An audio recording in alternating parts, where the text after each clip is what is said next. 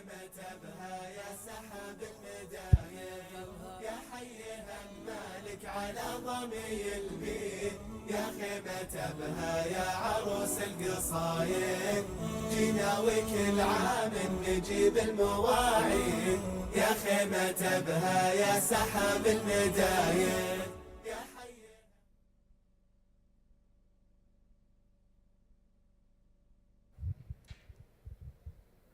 ضيوفنا الكرام، أسعد الله مساءكم بكل خير. نحييكم في هذه الأمسية الطيبة ومع ضيف كريم جاءنا من دولة الكويت ليشاركنا في خيمة أبها السياحية الدعوية لهذه الليلة في موضوع بعنوان الحياة حلوة. ضيفنا هو الدكتور أيوب الأيوب. رحبوا معي بالدكتور أيوب الأيوب.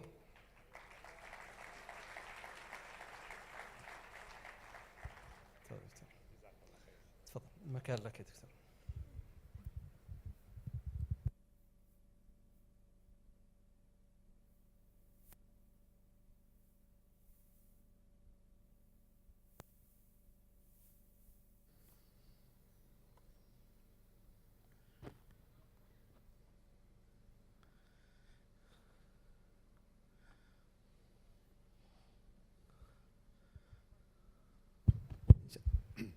بسم الله الرحمن الرحيم.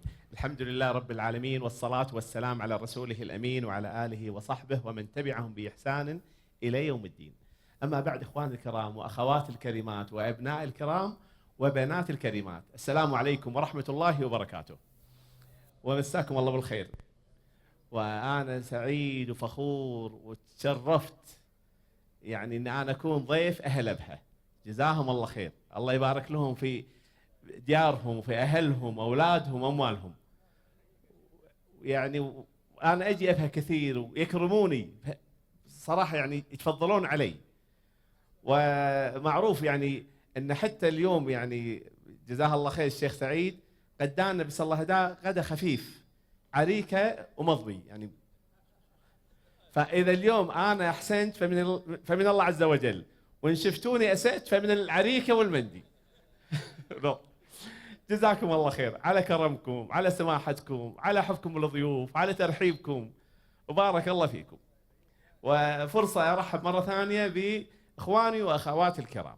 احنا دردشتنا اليوم بتكون جولة، فهي ليست محاضرة منهجية، ليست محاضرة أولا ثانيا ثالثا رابعا، لكنها جولة. وهذه الجولة بالذات يعني أنا تعمدت في بعض الأحيان ودائما أقولها، والله يا جماعة أنا أدور في السعودية كثير ويعزموني واروح مدن وقرى، وبعد انا اللي ساعدني اللي انا احب هذه السفرات لان فيني طبيعه قديمه، طبيعه شخصيه، انا احب يعزموني على العشاء بعد البرنامج. قول تفضل حاضر، قول ان شاء الله. والله عقب الجريمه اليوم مات الغداء هذه اسلحه الدمار الشامل كلها بفضل الله عز وجل ثم بكرمكم. والله يا جماعة النجاحات في الدنيا كثيرة، والتفاؤل اللي تفضل فيه حبيبنا الشيخ إبراهيم بدويش جزاه الله خير. احنا متفائلين أول شيء لسبب عقدي بحت في ناحية متصلة بالعقيدة. اللي يؤمن بالله عز وجل وأسماءه وصفاته العلى وأسماء الحسنى لا يمكن يصير متشائم، لا يمكن. أقول شيء عيب على المسلم يصير متشائم، وعيب عليه ييأس. شلون ييأس؟ من يؤمن بالله عز وجل اللي بيد السماوات والأرض. فأنا ودي اليوم إحنا وأهلنا، خواتي وبناتي، أي واحد منا اليوم جاي عنده مشكلة، كلنا. أقول شيء يا جماعة، والله أنا قاعد أكلمكم وعندي مشكلة، جد عندي مشكلة، لكن بتنحل. مشكلة أمس صارت لي بالكويت بس راح تنحل، ما تنحل اليوم تنحل بكرة، تنحل بعد أسبوع. لكن إحنا بكرم الله عز وجل علينا إن تنحل مشاكلنا، تتأخر تنحل. فأي واحد جاي اليوم عنده مشكلة مع الزوجة، مع العيال، مع أخوانه، مع مديره بالشغل، مع جاره، هو خلي يجدد النية أول شيء، ويروح وهو مليان يقين يقين يقين إن الله عز وجل قادر على حل مشاكلنا كلنا. هذا سبب التفاؤل يا جماعة. اللي يؤمن بالله عز وجل، اللي يستقبل القبلة ويصلي مثل ما شرح الشيخ اليوم بس سورة الفاتحة، شلون نحبط؟ كيف يصيبنا اليأس؟ ما تليق بالمسلم. تليق واحد ما عنده دين ينتحر يرمي نفسه، اما المسلم لا لا لا الحمد لله. وموجودين نماذج كثيره من الحياه موجودين. انا ما راح امشي بالتسلسل، بس انا قبل لا ادخل في الموضوع تعطوني الامان، لي الامان. زين، الخوات عندكم ميكروفون؟ هل الاخوات عندهم ميكروفون؟ ما في ميكروفون؟ زين تمام، بس الاخوات لا بس على الاقل اخذ الامان من الاخوات اضافه لاخوانهم الخوات. زين، يعني ان شاء الله يعطونا الامان. انا ببدي بتمرين بسيط يا جماعه. ببدي معاكم تمرين مدتها ربع دقيقه بس. شنو التمرين؟ الله يرضى عليكم جميعا، راح اعمل حركه رياضيه يدويه وانتم جالسين اماكنكم، اقل من ربع دقيقه. من فضلكم قلدوا هذه الحركه، بس لا تزيدون عليها ولا تغيرون ولا تضيفون. سهل؟ شفتوا هذا السهل؟ انا سوالي هالتمرين قبل 3 سنوات مدرب قطري اسمه الاستاذ عبد الرحمن الحرمي، مدرب تربوي جزاه الله خير. كنت في قطر وقلت كنت حاب احد يساعدني في تدريب الطلاب. كنت وراها بروح السعوديه ادرب الطلاب، ادرب المعلمين كيف يدربون الطلاب على بر الوالدين. وانا عندي اهتمام بهذا الموضوع، وصار لي 4 سنوات قاعد اكتب كتاب في بر الوالدين. صار لي 4 سنوات قاعد اكتب كتاب في بر الوالدين. قول موفق، قول ان شاء الله هقول صار لي 4 سنوات. انا صار لي 4 سنوات. اقول الله وفق، جزاكم الله خير. مدحت اهل بها، قلت كرم انا قاعد امدحكم. قولوا ما عليك زود، قولوا جزاك الله خير. سبحان الله، اللي قلت عنه العريكه اليوم، انا وصلت اليوم ابها الساعه 3 تقريبا. الحمد لله على السلامه. اقول وصلت الساعه 3، تاخرت طيارتك شويه الظاهر. يا جماعه شككتوني معلوماتي. انا المعلومات اللي اعرفها ان ما شاء الله تبارك الله العلي العظيم، ان رجال اهل ابها هم اكثر رجال يقولون كلام لطيف حق زوجاتهم في العالم العربي.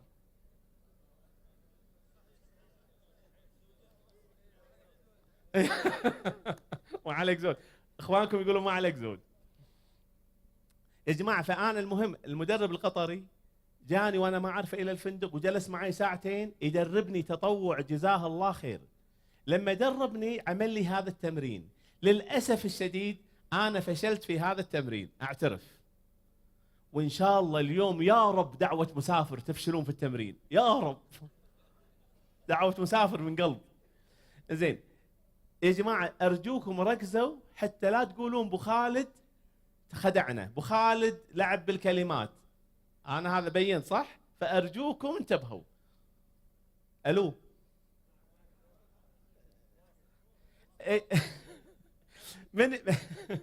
من يقول شنو التمرين اللي طلبته؟ منو ممكن يعيد التمرين اللي انا طلبته؟ ايش طلبت انا؟ بعمل حركه رياضيه لا تزيدون عليها ولا تغيرون ولا تمام؟ سهل؟ ارجو الجميع يشارك. خواتي الكريمات ارجو تشاركون، ما راح نطول. الكل جاهز؟ بسم الله. هذه الحركه اللي طلبت منكم تقلدونها، بسم الله. ارجو الجميع هذه الحركه اللي طلبت منكم تقلدونها. ممتاز، بسم الله ما شاء الله تبارك الله العلي العظيم. الله يحفظكم، الله يحفظكم. ليش غيرتوا؟ كيف انا اغير؟ انا ايش طلبت؟ قلت واحده، لا تغيرون ولا تزيدون ولا تضيفون. دعاء المسافر شباب 4 مرات وانا اعيد. يا ما غيرت؟ يا سلام عليك. منو ما غير شباب؟ منو ما غير؟ يا سلام، يستاهلون. 2 3 خلص تمرين. انتوا ليه الان خلصنا احنا؟ لا انا يا شباب لا تغيرون لا تضيفون لا تزيدون. وقلت هذه الحركه اللي قلت لكم قلدوها صح؟ عشان ااكد. طبعا يا جماعه ودي اطمنكم، سويت هذا التمرين حق عشرات الالاف في دول من السويد الى اليمن. ما اذكر احد ما غير، يمكن 3 ما يعني، اطباء، مهندسين، اساتذه جامعه، وكلاء وزاره، لاعبين كره قدم، طلاب، كلهم نفس الشيء. اقول بعد شيء زياده، احيانا اسوي التمرين حق اساتذه جامعيين، اساتذه جامعه. تعرف على الاستاذ الجامعي له هيبه يعني، ها صح؟ غلط بس اتقان على غلط. يقول سويها بفخر يعني، اغير. واذا تلاحظون يا جماعه اليوم مع اخواتنا الكريمات، حتى انتم في ناس يحبون الاتقان والجوده، في ناس ما عنده اتقان. اللي عنده الاتقان يسوي اليمين فوق اليسار نفس المسافه، اللي ما عنده اتقان والله كويس التمرين هذا هذا دير بالك لا تخليه مدير الجوده، وخر عن الجوده، هذا وخر عن الجوده. اخواني واخواتي صدقوني، اغلب الاماكن اذا وصلوا، اغلب اللي شفتهم اذا وصلوا هالمرحله المتقدمه، اللي يوصل هالمرحله هذه يدخل على طبيب بدون موعد. اذا وصل هالمرحله معناها هاي ما يحتاج واسطه، يدخلونه بدون بطاقه. انا العاده يا جماعه اذا الجمهور وصلوا هذه المرحله ازيد، بس اليوم خجلت منكم. العاده وصلوا هالمرحله اكمل مع السلامه، ومعاي الاساتذه عمدة كليات.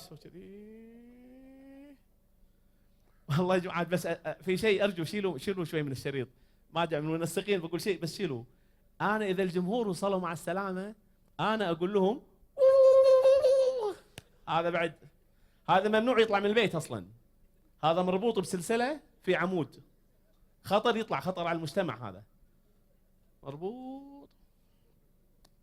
هذا ايش علاقته في موضوعنا الحياه حلوه؟ احنا يا جماعه وانا معاكم، انا واحد منكم، في كثير من الاشياء نعملها بحياتنا بدون تفكير لكننا تعودنا عليها.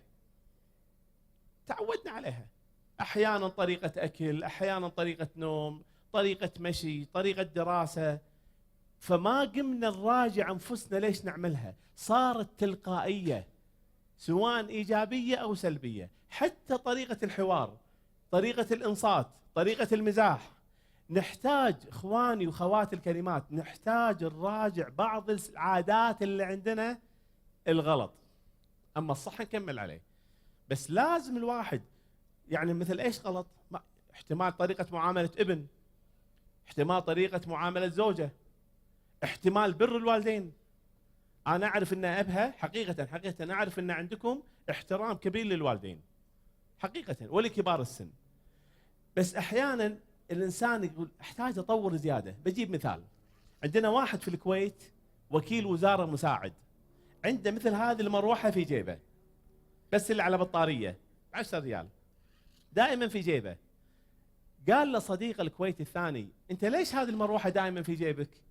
قال اذا وديت والدي الى المجلس الديوانيه احنا نسميها، والده من نوع العجل، فلما يجيبون له الشاي حار يبي يشرب الشاي حار، فابنه يضع له المروحه يبرد. صراحه بر، انا هذه في الكتاب مسميها بر المروحه. قال لصديقه الثاني الله يهداك طولتها، يقول صديقه اذا جابوا الشاي حق والده حار يقول اخذ الشاي الكاسه وانفخ فيها ابرد له، وهي ما تجوز وما فيها ذوق. قال للوكيل وكيل وزاره المساعد، قال له اعوذ بالله. قال ليش؟ قال يا اخي اذا والدي يجلس جالس جنبي وانا نفخت ابرد له يسمع مني كلمه اف، انا ما اسمع ابوي اف وان كنت ابرد له الشاي. هل هذا واجب شرعا؟ لا مو واجب شرعا، هذا ما هو واجب، لكن هذه المعالي هذول اصحاب المعالي، وكانوا علماء المسلمين يسمون هذا اسم، يسمونه الادب العالي. الادب العالي غير ملزم بس ادب عالي. فاحنا نحتاج مرات، كل واحد فينا يا جماعه، كل واحد فينا هل هو فعلا من هذه الطريقة؟ بجيب قصة واحدة أخت أخرى. واحدة أخت امرأة فاضلة أصولها من سبت العلاية، وهاجرت المنطقة الشرقية، وموجودة والله يطول عمرها ويعطيها الصحة والعافية. عمرها تقريبا يعني 73 تقريبا. قبل سنتين عملوا لها عملية تبديل مفاصل ركبة. جاها الطبيب السعودي، طبيب مؤدب وشاطر، جلس معاها بأدب ورواها وشرح لها شوفي يا خالة هذا المفصل ترى كذا، وجاب لها المفصل نفسه وقال لي يا خالة هذا المفصل يساعدك بإذن الله كل شيء تعملين، ما عدا في السجود ما تستطيع أن تثني رجلها. هي حبيبة وسمحة.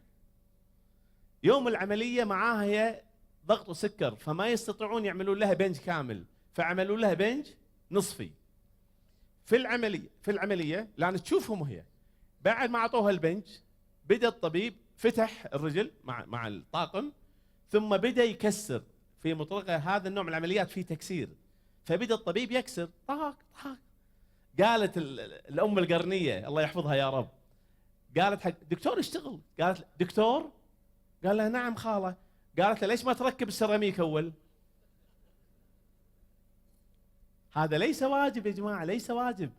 احنا لما نقول استمتع بالحياة او الحياة حلوة، احنا نقدر نسوي هذا بإذن الله تعالى. اما المتشائم ما راح يقول مثل هذه السيدة القرنية، المتشائم ما يقدر، ما يقدر، معمي. المؤمن المرتاح الراضي اللي عنده قناعة وحمد وشكر يقول هذه الكلمات. في اشخاص حتى في السعودية والله يا جماعة عندكم روائع، أنا هالكلام قلته في سواعد الإخاء، في نجاحات في السعودية، في مواقف جميلة.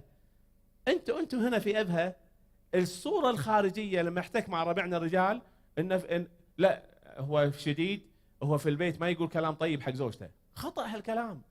الفرق إن أهل أبها أهل قبائل، فعند القبيلة عيب الرجال يتكلم عن زوجته وأبناء. عند الرجال إحنا نقول منقود، بس في كثيرين منكم لما يسافر مع زوجته، واحد سافر مع زوجته راحوا ماليزيا مع مجموعة سياحية، لما دخلوا أحد الكهوف سياحية هذا مع زوجته، فلما دخلوا هذا العريس صرخ ظلام قال أحبك يا نورة، مضروب مسكين.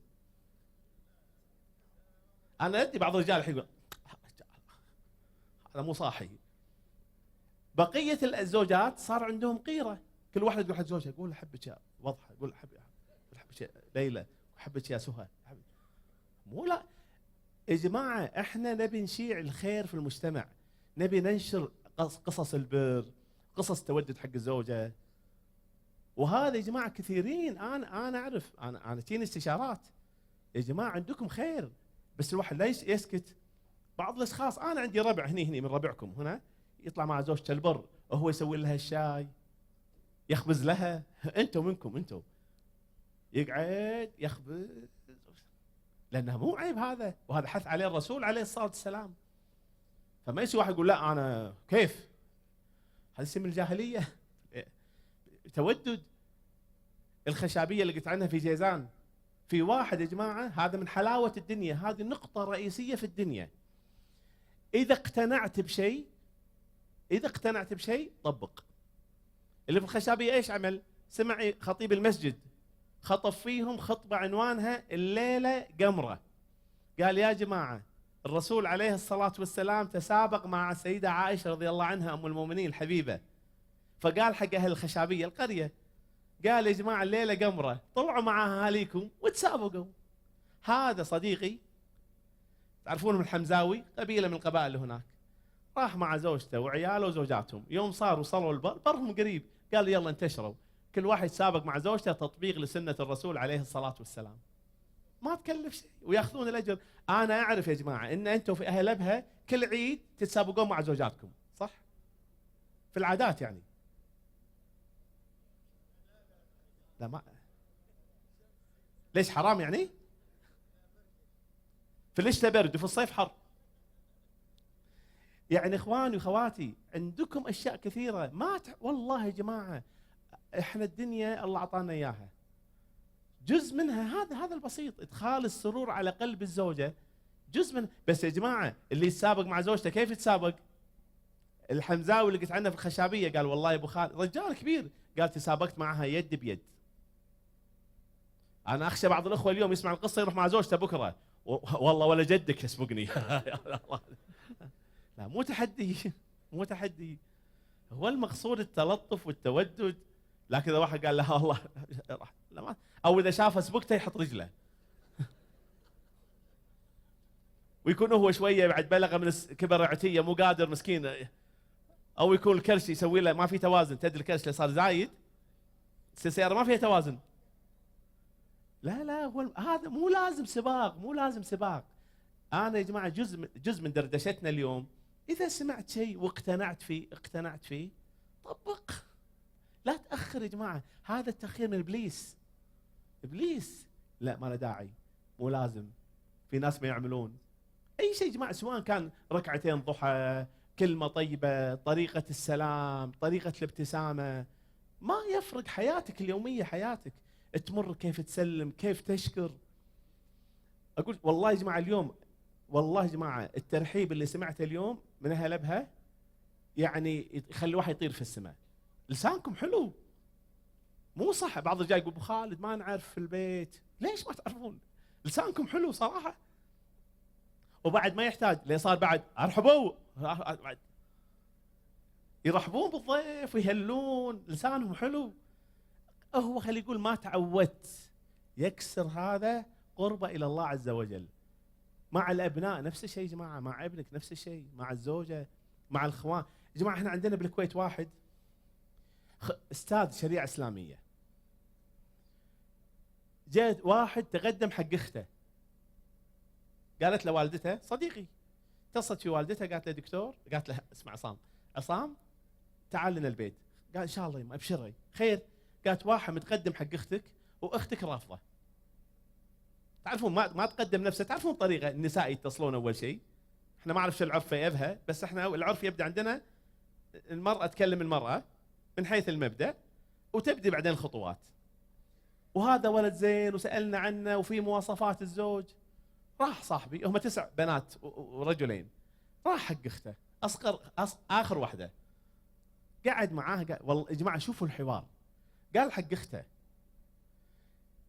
انت تعرفين من انت؟ البنت يعرف. قال له انت جوهره في هذا البيت. قال له تخيلوا يا جماعه الاخ يقول حق اخته، الاخ قال تعرفين مقدار حبك في قلبي؟ انا اخوك الكبير، تعرفين الى كم احبك؟ قال انت عندي غاليه.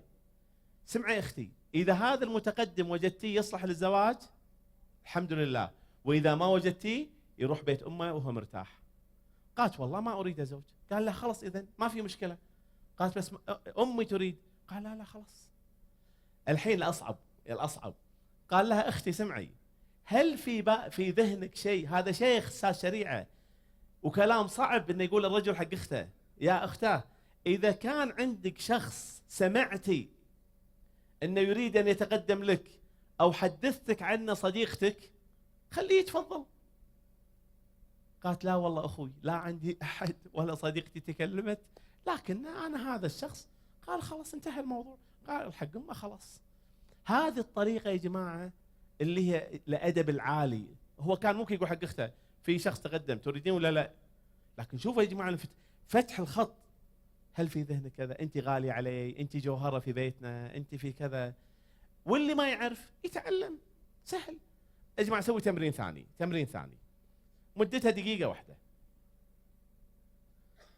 ارجو قبل لا ابدا راح ننقسم ثنائيات، وانتم جالسين اماكنكم، خواتي الكريمات وانتم جالسات، كل شخص راح ننقسم ثنائيات، يعني كل واحد يصير مع زميله. ابنائي شباب بناتي، خلص تعرف على جارك، اعرف من معاه تعمل التمرين ربع دقيقه. اختر زميلك. شباب اختار، حتى انتم شباب شاركونا، اختار زميلك. اخترتوا شيخ؟ تمام يا جماعه. التمرين دقيقه. هذا التمرين علمني اياه المهندس خليل عاصي، سويدي من اصل فلسطيني. التمرين سريع للغايه يا جماعه، ما راح نطول دقيقه، ما نطول، بس ارجو ان ننفذ بسرعه. الجزء الاول هو جزئين، الجزء الاول ربع دقيقه. انتوا الان مع بعض صح؟ خواتي ثنائيات. اريد شخص يسكر ايده والثاني يحاول يفتحها. بسم الله.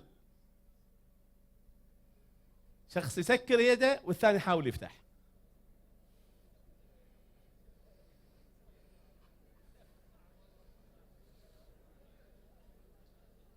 ما في مجال؟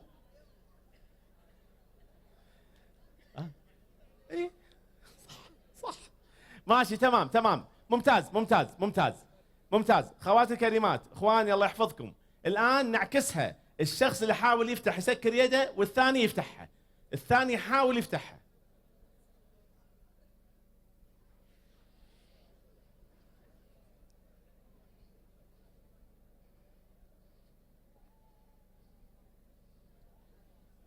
ممتاز، خلصنا، ممتاز ممتاز. خلاص صلوا على النبي، ما تسوى الدنيا. خلاص يا جماعه.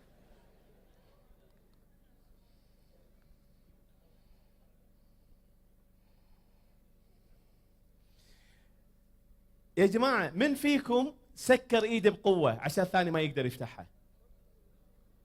ليش؟ ما قلت انا، ما قلت.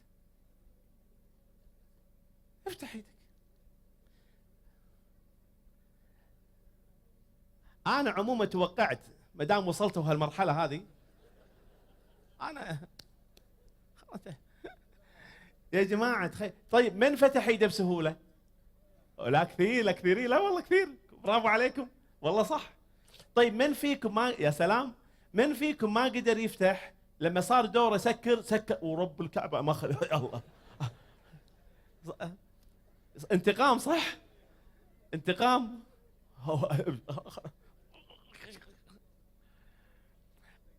تخيلوا يا جماعه، تخيلوا هذا التمرين يا جماعه بس عشان تتذكرون. انا عارف تعرفون الموضوع العلمي اللي راح اقوله الان، بس التمرين يسوي رابط.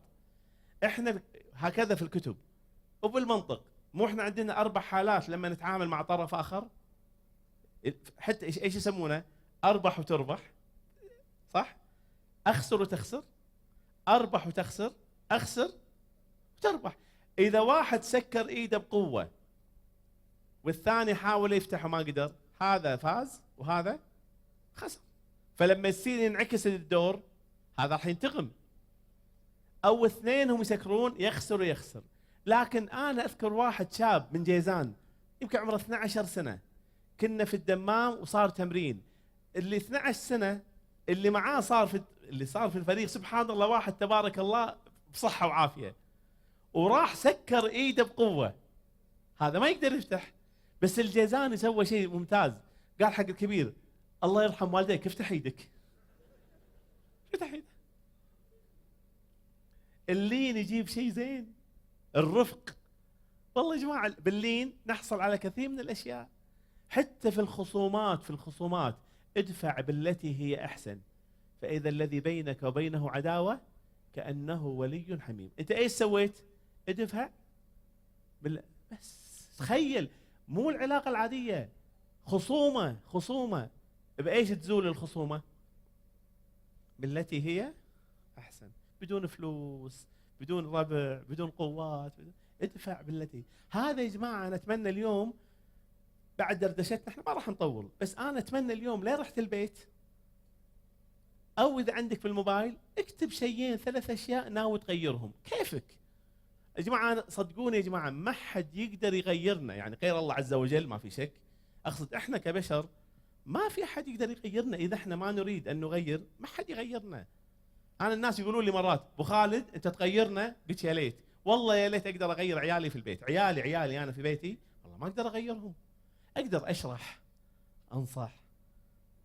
حتى ام خالد زوجتي وحبيبتي وصديقتي وبعد عمري ولها فضل علي بعد الله عز وجل، واحنا متزوجين الحين يعني تو تقريبا 35 سنه، تو يعني صح؟ ايه والله يا جماعه 35 سنه، فيها مشاكل، فيها نختلف. بس الى اليوم والله يا جماعه الى اليوم في عادات عندنا في البيت، في عادات تعملها ام خالد ما تعجبني انا. شرحت لها مو حلال وحرام، ما اتكلم حلال وحرام، عادات بيت. طريقه قراءه جريده مثلا، في بعض الاخوه او الاخوات يقرا الجريده كلها صح، طريقه اول. في ناس ايباد وخلاص. في واحد يقول حق زوجته لا تفتحينها كلها، لازم يعني تطوينها عشان تريحك. في زوجات تحب تفتحها كلها، زوجها يقول لها لا هذا مو يعني مزعج حق ايدك، تقول ان شاء الله. كيفها بعض الرجال يقعد اسمعي لقد اعطانا الله العقل لكي نتصرف به في هذه الحياه وما كان ينبغي لك.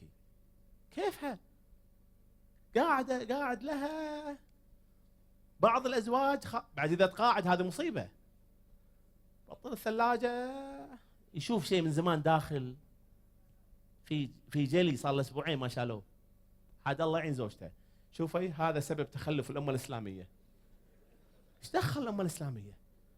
الاهمال والتسويف والكسل، 3 عناصر في الحياه تدمر الحياه. تدمر رجاليه. ليش؟ وكذلك خواتنا نفس الشيء. خواتنا يا جماعه، خواتنا نفس الشيء. والله يا جماعه لو اقول لكم الاشياء اللي تخرب الحياه بعضها توافه. بجيب مثال، افترض انه موجود عندكم. افترض واحد من الاشخاص تزوج وهو من النوع القديم يحب الاشياء القديمه، وتزوج واحده تحب الاشياء الجديده، تحب شيء تافه. لما هي جت ما اهلها وراحت شقتها خلاص تسكن يعني، فهذه بنت شابه جايبه من حاجات اليوم اللي هو اللي يسوي يعبون البانيو ويطلع الرغوه الفوم هذا الفقاعات، وجايبه صابون على شكل قلب حب وشمعه ويعني وجايبه شيء حق الظهر. جت تفاجأت الزوج قديم حاط الليفه الصفراء. عندكم هذه اللي تصلح حق الانسان تصلح حق الفيل او حق البعارين، هذا ما هذا شيء. هو يحب هذا النوع، وجاي البسخره السوداء مالت المفصليات، عارف اللي تطلع صوت مالت الزواحف، وجايب صابون رقي ما ادري ايش يسمونه عاد، صابون زيت اكيد تعرف صح موجود. اي اللي يصلح تبني في بيت ويصلح تتسبح فيه. هي بنت مسكينه جايبه بدال الظهر جايبه هذا عصا صغيره فيها اسفنجه. هو ما يدي يفتكر حق اللوستين هذا. يا جماعه اختلفوا، كان هذا احد اسباب شجارهم. ليش؟ الزوجه المفروض شو تقول له؟ كيفك الليفه؟ شو المشكله؟ ليفه.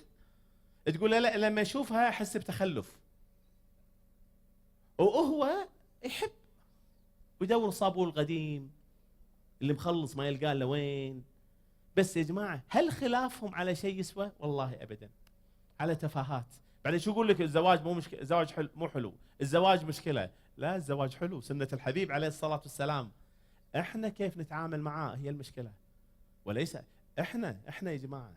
العصبيه نفس الشيء. احنا الحياه جميله. واحد يروح مع زوجته مطعم مع ابنائه يخرب عليهم الروحه. ولده يطلب عصير، جابوا العصير شرب، بعض الاستاذ يطلعون صوت، الاب يقول له الادب واحترام. الحين الولد يخاف ما يبي يشرب، اشرب عصيرك. لا بس خلاص. تدري هذا العصير يعيش عائله في بنغلاديش اسبوع. ايش دخل بنغلاديش في الجلسه؟ انت رايح تتهنى، انت قول له لا حبيبي علشان يشرب، علشان يشرب.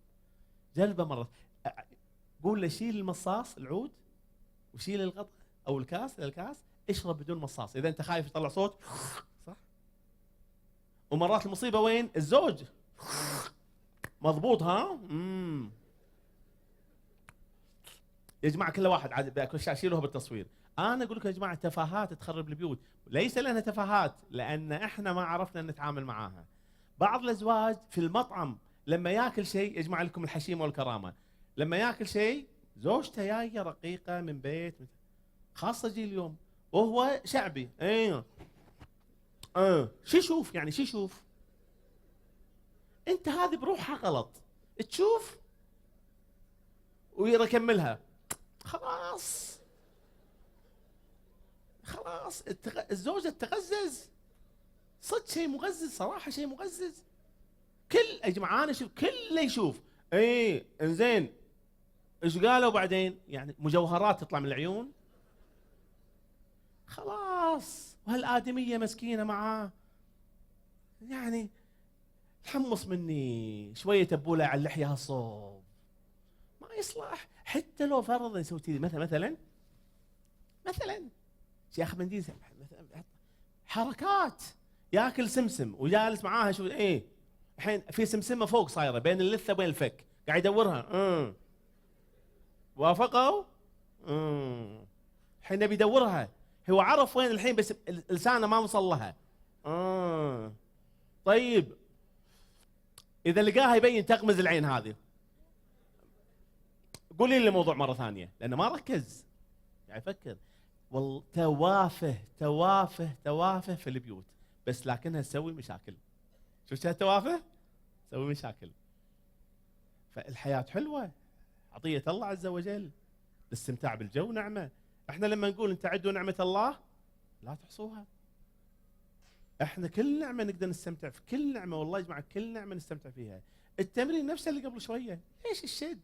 الاسره عائله واحده، ليش يقول انا ارويها وانا ارويه، انا اسوي حق ولدي يتحداه وهو يتحداني؟ ليش؟ وفي مساحات يا جماعه سيبها حق العيال، سيبها في مساحات واسعه، لا تتدخل مع ولدك، خلي ولدك. غير الحلال والحرام، غير الحلال والحرام. بعض الاشخاص يصلي في المسجد يخرب على، يصلي وعينه على ولده، ولده يسوي كذي، ينزل ايد ولده. انت صل. انا اعرف واحد في السجود يشوف ولده في السجود، انت صل، خرب صلاته.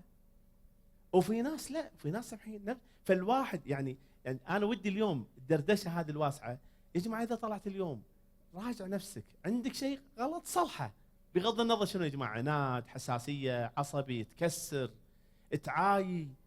انا قبل يومين جلست مع واحد عنده مشكله مع زوجته، وهذه قليل تصير. جاء هو كان حقيقه منصف، جاء مع زوجته في الاستشاره، هذه قليل تصير. العاده الزوجه تجي مفردها. الزوج يا جماعه هذه كلمه حق خواتنا، الزوج ما عنده مشكله، دائما الزوجه يعني تعرف، ما يقول لي كلام حلو، ما يمسك ايدي، ما جاب لي هديه في العيد، ما الزوج عنده ما مسكت ايده، وين المشكله؟ ماكو مشكله، صح؟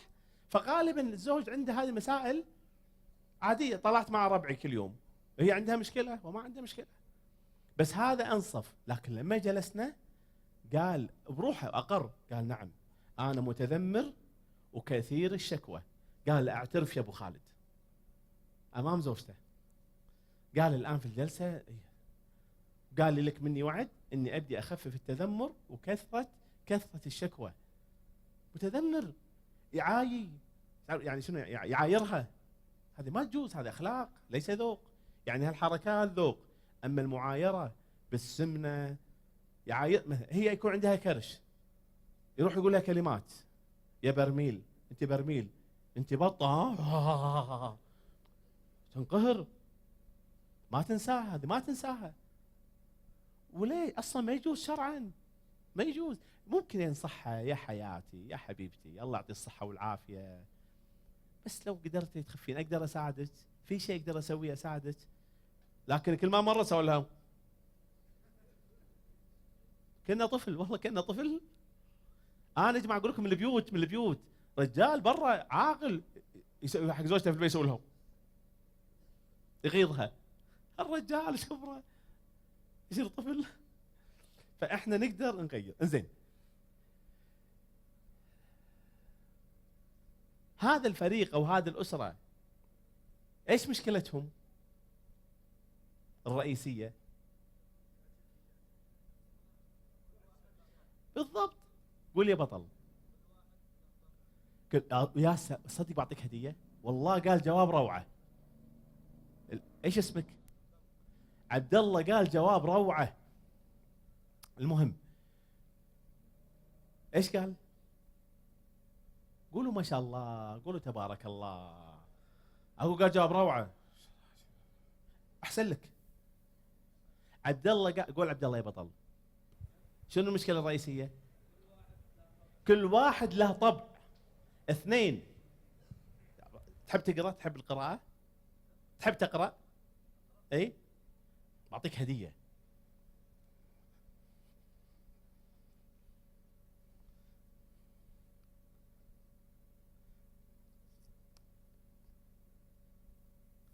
هذه قصه اسمها قصه حنين. الله يعطيك العافيه. اي والله صراحه جواب. الله يعطيك العافيه. خلاص روح بس. اول مره عرضت الصوره هذه على الاف، اول مره اسمعها الجواب. تبارك الله العلي العظيم. اي والله بسم الله ما شاء الله لا قوه الا بالله. المشكله الرئيسيه هو في عقده يعني في مشكله، لكن المشكله الاسوأ كتاب صدر عندكم في السعوديه، نسيت اسم المؤلف، كتاب روعه لاحد المشايخ اسمه اخطاؤنا في معالجه الاخطاء. نسيت اسم الشيخ المؤلف بس استفدت منه. اخطاؤنا في معالجه الاخطاء. نحتاج نشوف المشكله ونحلها، بهالطريقه ما تصير. زين. اي طبعا هذا يا جماعه تمرين قديم، هذا من التمارين القديمه، ناقله من كتاب انا ترجمه بالانجليزي ونقلته. بس يا جماعه اريد اجابه سريعه. خواتي الكريمات احنا ما نسمعكم بس فكروا فيما بينكم، اجابه سريعه بسرعه يا جماعه. من يعطيني جمله مفيده مما امامكم على الشاشه؟ بسم الله. قراءه رائعه تمام. جمله حقيقيه مفيده مما امامكم. قرآن. قراءة ما شاء الله. اقرأ ما شاء الله. قراءة راقي. اي أرق. بعطيك هدية يا جماعة، جملة مفيدة. أقول جملة مفيدة، قول يا بطل. اي نعم اي نعم اي نعم صح. اقول جمله مفيده الشباب اشتغلوا. راقي، قراءه، رق، قر. كل مكان اقول قول يا حلو، قول يا بطل. الله يحفظك. الله جوابك صح. 10 من 10. 10 من 10. وإدارة المهرجان يعطونك هدية. وين ربعنا المنسقين هني؟ تكفى سجل اسم البطل هذا. البطل وين البطل؟ ارفع ايدك يا بطل اللي قال الجواب الصح. قول اسمك. يا جماعة أنا قلت جملة مفيدة، الإنصات. بس أنا سويت حيلة، أنا سويت شيء غير أخلاقي، أنا سويتها. لما قال أخ قراءة إيش قلت له؟ ما شاء الله عليك، ما شاء الله عليك. اشتغلوا الشباب. رق، راقي، ارتق، قرة، أرق. صح، جملة مفيدة، جملة. الأخ الكريم إيش اسمك؟ ونعم. تحب تقرأ؟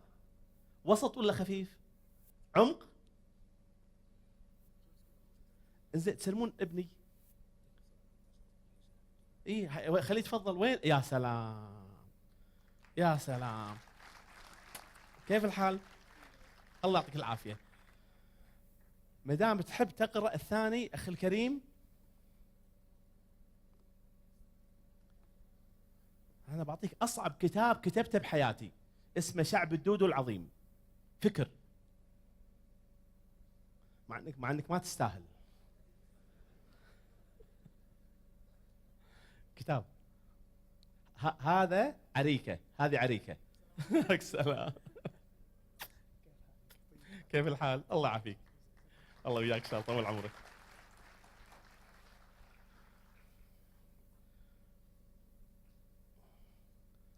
وعلشان ما انسى، وين من المنسقين؟ اخي تعطي هذا حق الاخوات يوزعونها حسب المنسق اللي هناك.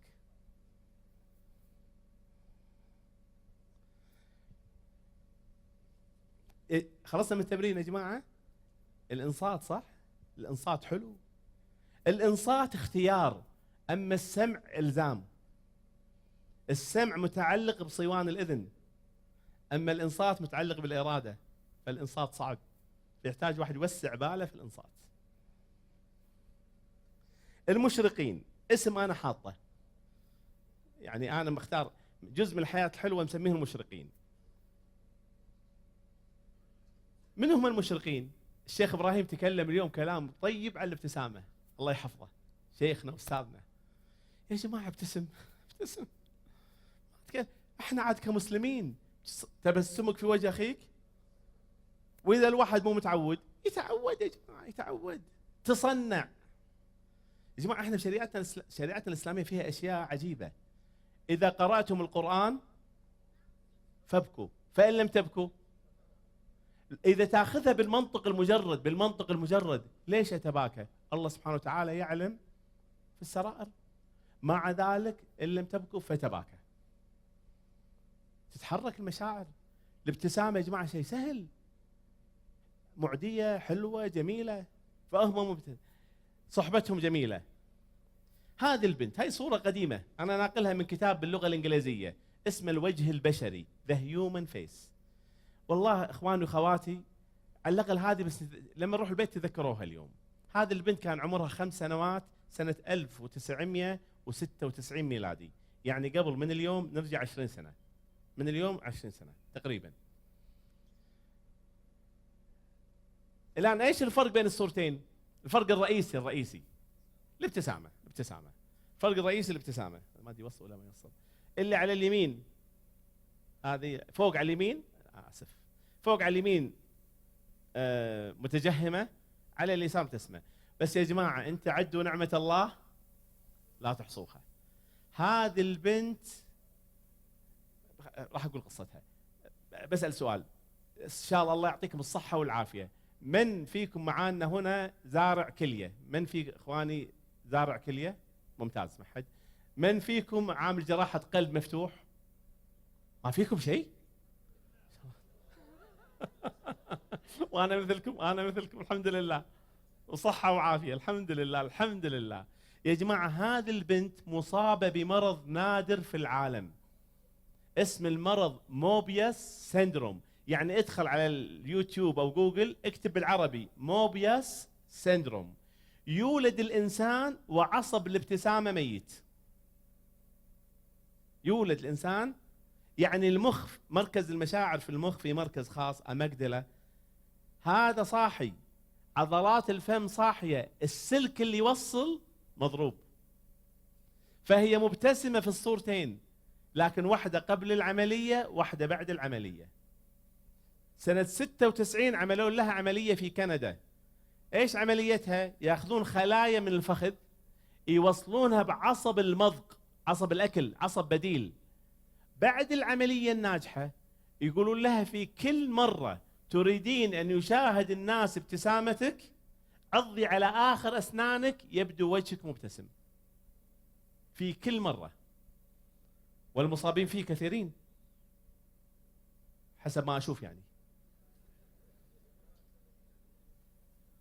احنا بنعمه، والله بنعمه يا جماعه، والله بنعمه، احنا والله بنعمه. هذه علشان الناس يشوفون ابتسامتها عمليه رئيسيه، وفي كل مره تعض على اخر اسنانها. احنا بصحه وعافيه، نعمه والله نعمه. اقول شيء ثاني، طبعا عندهم مشاكل اخرى بس مو موضوعنا. هذا عينهم ما ترف، عينهم ما ترمش. اذا عينهم ما ترف ايش يصير في العين؟ جفاف، يحتاجون سائل. طيب اقول شيء بالمره، خلنا نخلص. احنا كم حركه تستطيع ان تعمل بوجهك؟ بس بوجهك كم حركه تعمل؟ كم حركه مختلفه تستطيع ان تعمل بوجهك؟ 7000 حركه مختلفه. 7000 حركه مختلفه. الوجه هو الوحيد من الجسم اللي عضلاته متقاطعه، بقيه الجسم عضلاته متداخله، بس الوجه على اساس يعطيك. شوف العظمه، لو شالوا البشره هذه تشوف داخل عجائب. طيب احنا كم حركه نعمل في حياتنا؟ احنا هنا اقصى واحد فينا من 7000 يعمل 700. اذا تتذكرون انماط الشخصيه في السواعد، التعبيريين هم اللي يسوون 700. تذكرون التعبيريين اللي حركه واللي يقول ها ها، هذا التعبيريين. لما يتكلم شوف والله العظيم يقول عينه تتحرك، هذا وجهه. الودي اقل، التحليل اقل عاد، والعملي شويه وجهه شويه تعابير يقدر. ما هو مريض، ما هو مريض، ما تعود. التمساح كم حركه يعمل بوجهه؟ سمعت جواب صح. واحد مسكين زيدوه، 2 زيدهم 4. يا سلام عليك، 4 يا سلام. التمساح 4، 2 بالعين يشوف الفريسة و2 بالفك. الله سبحانه وتعالى عادل، يعطي المخلوق ما يحتاجه في حياته. التمساح يحتاج مهارات التعاطف، يحتاج تمساح كيف تقنع الخصم. الله عادل عز وجل، عطى التمساح ولف.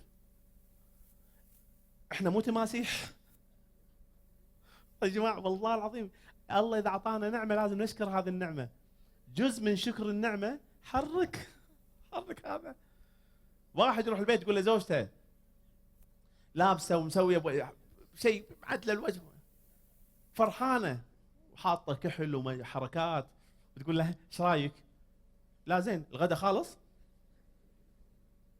في انسانه.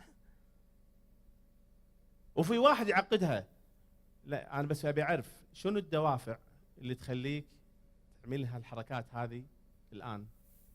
ليش؟ في واحد ولده يقول له يبا طلعت الاول الحمد لله، بس في واحد ثاني لا، الوجه. والله يا جماعه المشرقين وجهه ينبض بالحياه، ولذلك الرسول عليه الصلاه والسلام كان الصحابه يعرفونه اذا غضب، وكانوا يعرفونه اذا تهلل وجهه. شوف الوصف، تهلل وجهه عليه الصلاه والسلام. شنو يعني تهلل وجهه؟ يضخ الوجه. ولما يوم الايام ارسل احد الصحابه في مهمه ورجع الصحابي، ايش قال له الحبيب عليه الصلاه والسلام؟ افلح الوجه. شوف الكلمه، افلح الوجه. يبين على الوجه. يا جماعه اللي مو متعود يتعود. لما تقول حق واحد شكرا، لما تسلم السلام، خلي سلامك يضخ. الان انا اقدر ادخل مكان واقول السلام عليكم، اقول السلام عليكم، واقول السلام عليكم.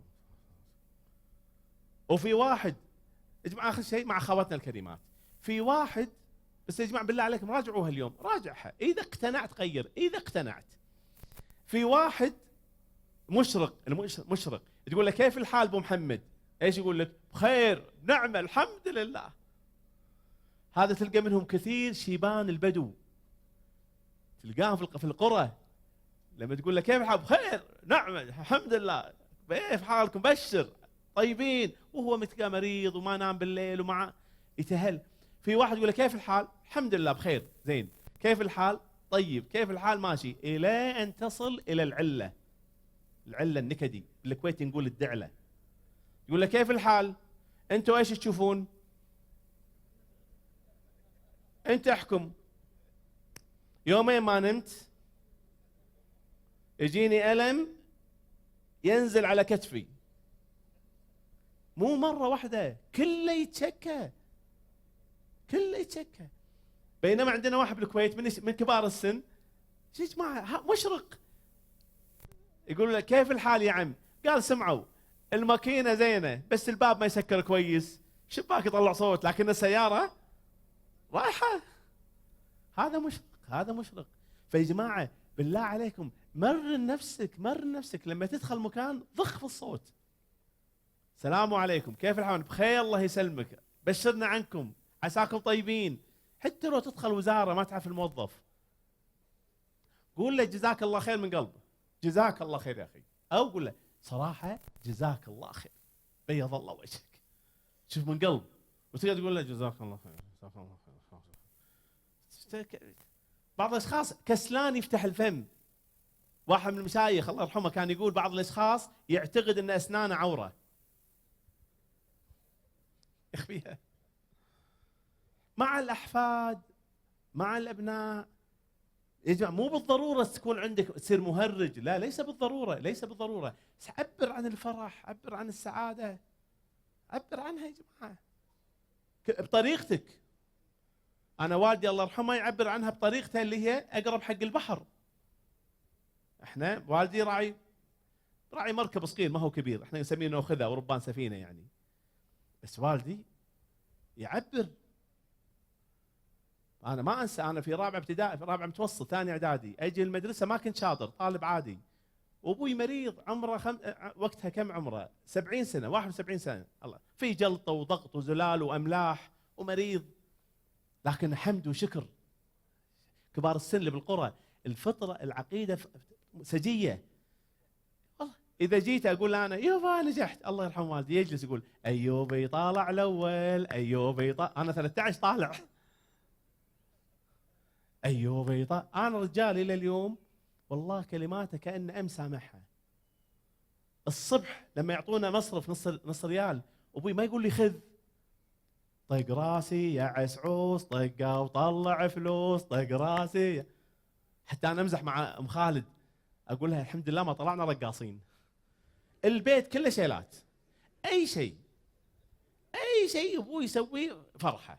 وهو يا جماعه وهو عباره عن صيدليه، حمد وشكر. لا قاعد، لا حط الرز الابيض، رز ابيض مع سمكه فوقه، ابوي غز الله الله على الرز، الحبه هالطول، وهالعروسه اللي فوق عن السمكه العروسه، ولا اكل لقمه عجيب عجيب عجيب عجيب على رز ابيض. اليوم بعض الاشخاص ياكل هالمدير العله، لا ياخذ مرضيه، لا يمرض، لا يدخل المستشفى، ما يموت عن مديره بالشغل. انت الحين قاعد تاكل، ايش تبي في المدير؟ ايش تبي في المدير؟ استمتع بنعمه الله عليك. فهذه ايضا، هذا المشرقين يعبرون يا جماعه بالابتسامه. من اولى الناس بابتسامتنا؟ الوالدين، ثم الزوجه والعيال. اولى، اي والله يا جماعه، والله يا جماعه اولى الناس بابتسامتك، والله اولى الناس بابتسامتك انت.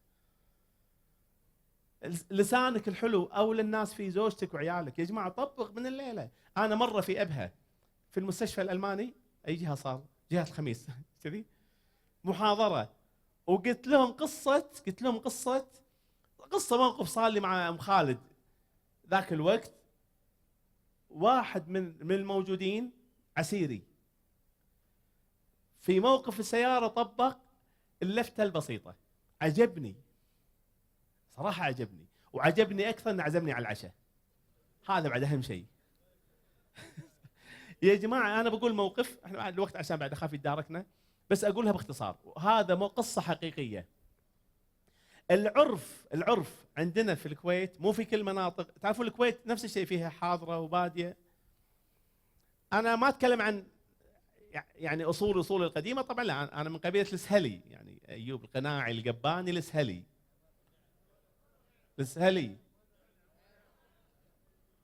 يعني اذا مو عسيري ولا قحطاني ما نقول لك والنعم، لازم انت في ابها، لازم والنعم بالجميع. يعني اصولنا، بس يا جماعه تحضرنا قبل 300 سنه، لكن لا، ما في، بقت شويه. يعني مثلا انا اللي قلت عنه والدي الحبيب السمح، في اشياء لا بقت. احنا عندنا اذا حطوا الذبيحه وانا في الابتدائي، لو حطيت، قالوا سموا، لو حطيت ايدي وقلت ابوي راح يقول لي يا حلو البنات اللي يقولون يا زينهم البنات، لازم تنشوي ساكت. وهم الله يحفظهم كل صبح هالمتن وعليه عازل حراري. رجال القبائل عندهم عازل حراري، صح؟ تغدى ابو خالد، حط له، واحنا ليه اليوم، بس انا ليه اليوم ما اقول ما اقدر اقول ننحرق ساكتين، لان اذا قلت يا حلو البنات اللي يقولون لو دخل ابوي الله يرحمه وشاف واحد منا في الصاله مستلقي حاط ايده يشوف التلفزيون، يقول له مبروك ما جاكم. يعني امراه والد. الرجال ما ينسدح، رجال اجلس وشوي، ما في. اللي يتعدل امام المرآة بنت، اللي يحط كلونيا جنس ثالث. كلونيا عطر غربي، الرجال يحط دهن ورد، مو دهن عود، دهن عود حق النساء. بس مع ذلك العرف في الحين بقول القصه اللي يعني اللي صار، اللي عجبني موقف ابها. احنا في بيتنا، نتكلم في بيتنا، العرف ان ام خالد الله يحفظها ويحفظكم وياك. شكرا. المهم اذا انا جيت من السفر او في الاعياد واحيانا بدون مناسبه هي تحب راسي. يا جماعه بقول شيء حسب العرف، انا اعرف في بعض المناطق هذا عيب راح اقول الان، بس حسب القبائل والاعراف. اذا جيت انا من السفر وعيالي بالصاله الى اليوم، ام خالد تبدي بالسلام علي، نسلم على بعض بالخدين وتحب راسي. في بعض المناطق عند القبائل عيب المراه تسلم على الرجل بالخدين امام العيال، صح؟ وفي بعض الدول الاسلاميه القبليه الى اليوم الرجل ما يصافحها امام عياله، سلم عليها مثل راعي البقاله. راعي البقاله مشغول ما تقدر تسلم عليه باليد. العرف، ما اقول صح ولا خطا، المهم الاعراف. هذا العرف عندنا. انا جد في ابها ايش العرف؟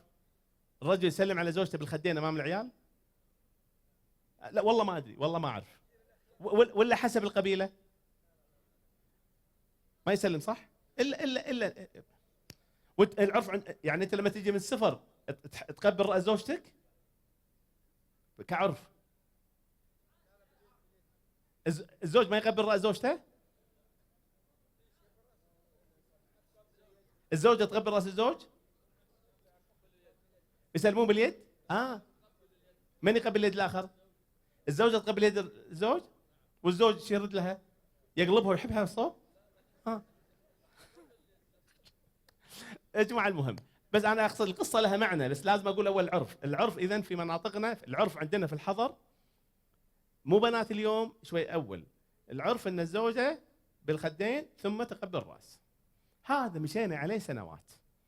والله يا جماعه هذا الموقف صار قبل عده سنوات. انا راجع من السفر، ام خالد سلمت علي بالخدين امام عيالي وحبت راسي، انا جاني بدون سبب ولا نصيحه، قلت ليش ما اقبل راس زوجتي ام خالد وبنت خالتي؟ قبلت راس ام خالد. بس والله يا جماعه حسيت بالاثم.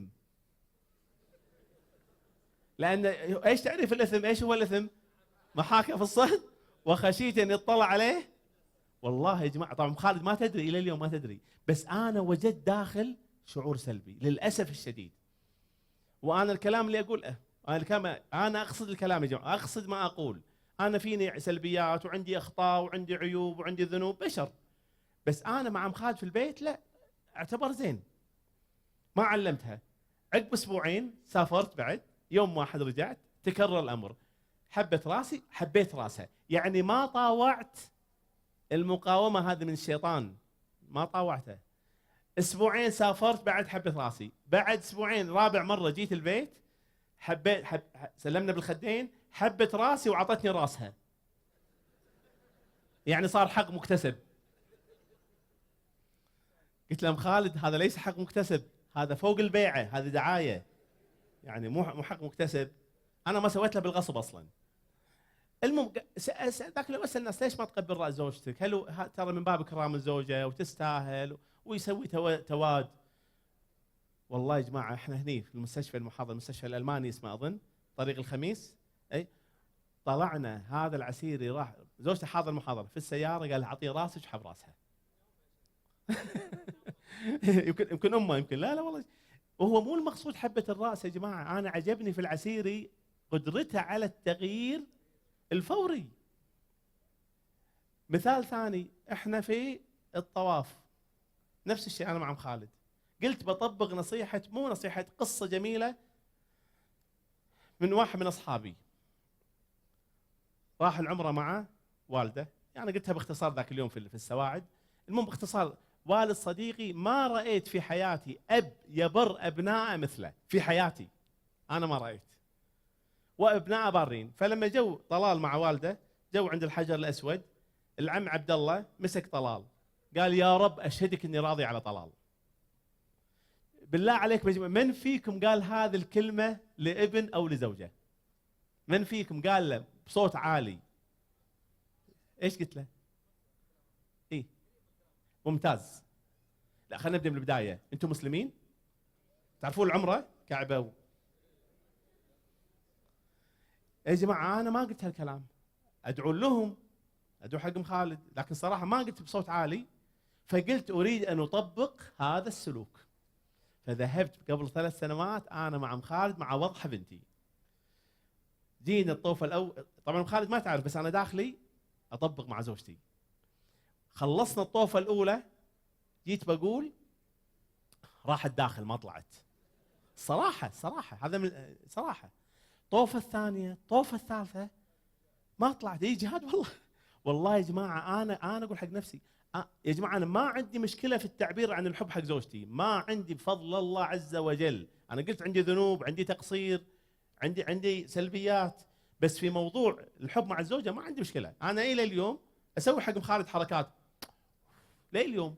مرات تقول ام خالد سلام زيت القلب يعني اسوي بعض الاشياء اللي فيها دم ثقيل، الحركات هذه. واقول لها احبك، واقول لها انت الغالي علي، ولا جينا ننام مرات اقول لها ام خالد انا سعيد جدا لان قراري في اختيارك كان صح.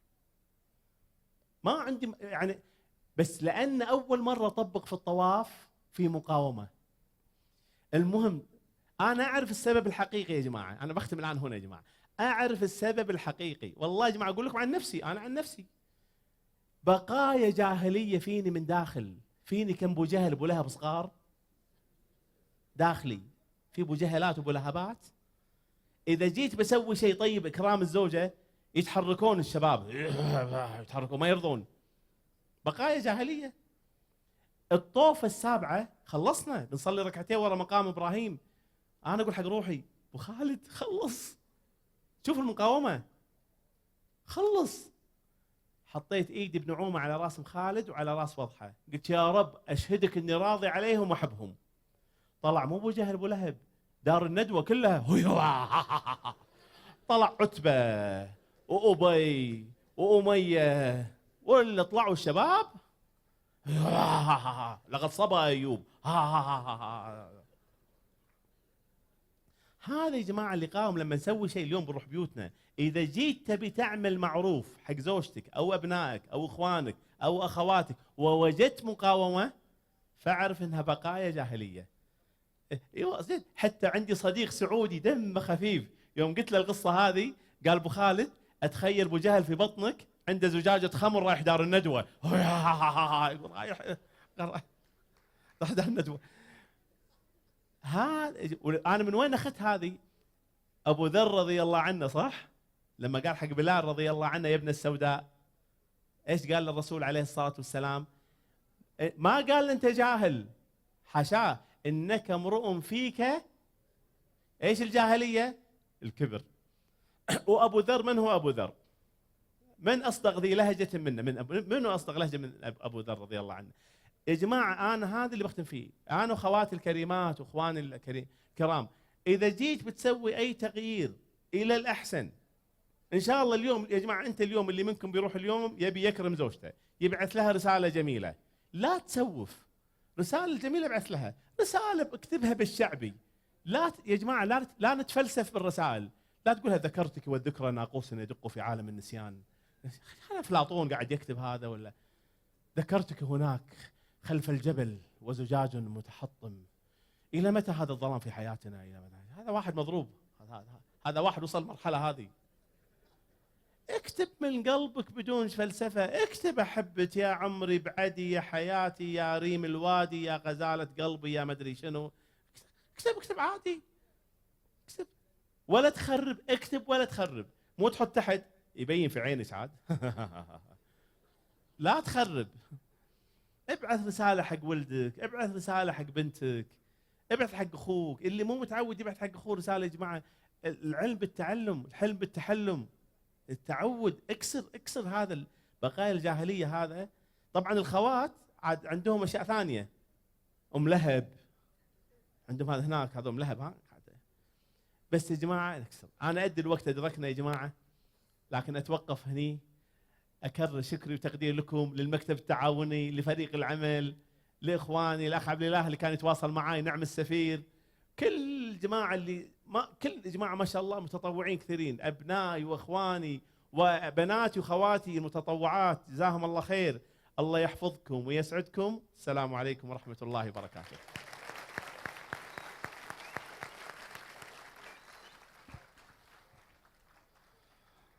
جزاك الله خير، حياك الله.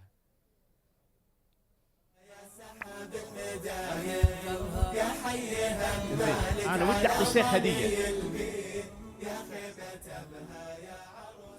شيخ جزاك الله خير ومشكور. هذه وحدة ويا سلام. يا سحاب المداير يا حيها مالك على ضمي البيت يا خيمة بها يا